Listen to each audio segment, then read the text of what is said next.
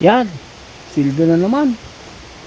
Pero tatahimik ka na lang kasi maiisip mo, naku, wala rin naman pala matitira. Sapat lang pambayad sa utang, pagkain sa araw-araw, sa pamasahe, di ba?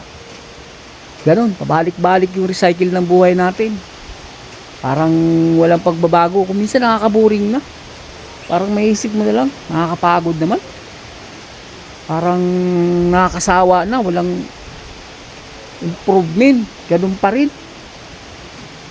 So, nung nakapanood ako ng isang video, ng isang YouTube influencer, doon ko na-realize na mayroon palang isang bagay na kailangan lang natin gawin para mabago yung mindset natin. Gusto mo bang malaman kung ano? Sige, panoorin mo hanggang sa katapusan. Kasi sa huling video na to, doon mo marirealize na tama yung sinabi ko. Tara. So ganito yung mga kaibigan. Tuwing sahod, binabawasan ko na ng 10 piso o kaya naman 20 piso yung sweldo ko sa loob ng kalahating buwan o kaya isang buwan. O kaya naman sa araw na meron akong pera. So, tinatabi ko yun na hindi nila alam, hindi alam ng asawa ko, ng mga anak ko, para yun yung magiging magsisilbing inspirasyon sa sarili ko, pakonsuelo.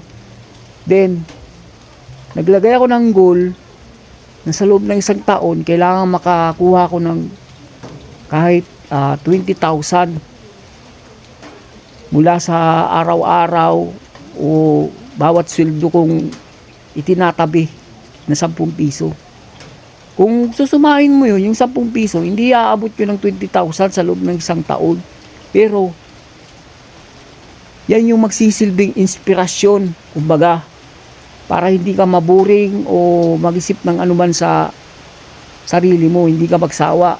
Kasi, may isip mo yun hindi ka lang magpupuko sa trabaho, sa ginagawa mo araw-araw. Di ba? Kasi may bagay kang tinatabi na hindi nila alam. Yung kailangan mo lang manahimik. Tapos, suprasahin mo na lang sila sa loob ng isang taon. Kung magkano lahat yung may ipon mo. Sa halagang 10 piso, 20 piso, sa bawat araw na may pera ka. O di ba? So, nung matapos niyo, siyempre, yung isang taon, nung matapos yung isang taon na pag-iipon mo, tsaka mo marirealize na unti-unti magbabago yung mindset mo kasi ganito pala yung dapat. Dapat nung doon pa, ginawa ko ng ganito, ganyan, ganon, di ba?